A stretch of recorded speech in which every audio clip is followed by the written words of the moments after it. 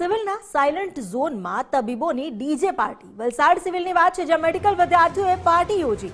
Annual ડેની ઉજવણીમાં વિદ્યાર્થીઓ ભાન ભૂલ્યા. લાઉડ મ્યુઝિક અને ધમાલથી દર્દીઓને ભારે હાલાકી ભોગવવી પડી. ગાડીઓના રૂફ પર બેસીને સ્પીડ સાથે સ્ટન્ટ કર્યા. હોસ્પિટલ પરિસરમાં ડીજે પાર્ટીથી જ અનેક સવાલ ઉઠ્યા છે. સાયલન્ટ ઝોન હોવા છતાં પાર્ટીનું આયોજન શા માટે કરાયું? સિવિલના કેમ્પસમાં પાર્ટી કરવા આખરે મંજૂરી કોણે આપી? સિવિલના સુપ્રિન્ટેન્ડન્ટને શું આની કોઈ જાણકારી જ ન હતી?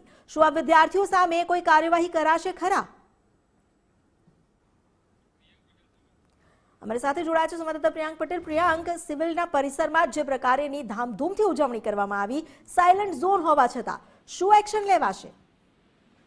જી અમિતા, આપને જણાવી દઉં કે વલસાડ સિવિલ હોસ્પિટલના કેમ્પસમાં જ ભાવિ તબીબોએ કાયદાના લીલા ઉડાવ્યા છે.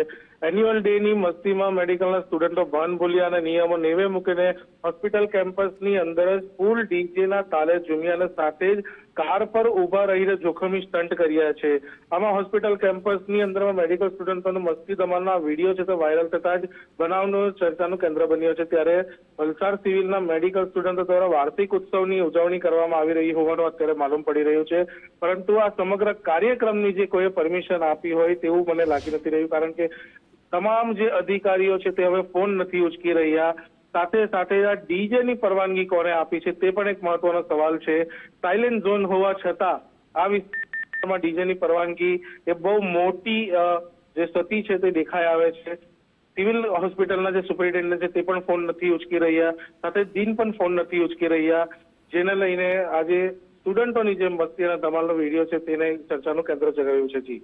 જી આભાર આપનો જાણકારી આપવા માટે. હાલ તો કોઈ પણ સત્તાધીશો જવાબદારી લેવા તૈયાર નથી, કોઈ જ ફોન ઉઠાવીને જવાબ આપવા તૈયાર નથી કે આખરે આ પ્રકારની ઘટના બની કેવી રીતે શકે.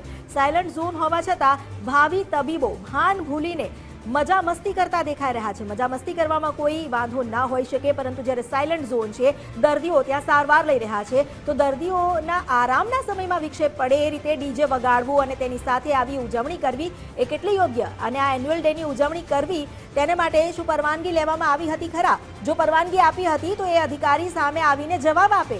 ગાડીઓના રૂફ પર બેસીને હાઈ સ્પીડ સાથે જે સ્ટન્ટ કરવામાં આવ્યા, ડીજે પાર્ટી કરવામાં આવી, એ પણ સાયલન્ટ ઝોનમાં, તો દર્દીઓનો શું વાંક? શા માટે દર્દીઓએ ભોગવવું પડે?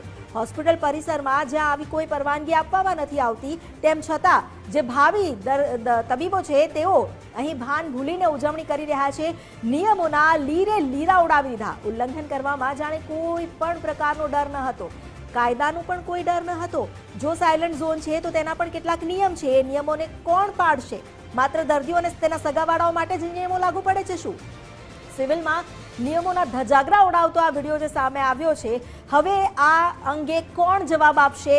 કોણ સામે કાર્યવાહી કરશે? આવા તબીબોની, આ ભાવિ તબીબોની સામે શું કાર્યવાહી કરવામાં આવશે કે જેથી ઉદાહરણ બેસી શકે? સિવિલના સાયલન્ટ ઝોનમાં જ આ પ્રકારની વર્તણૂક કરવામાં આવી છે.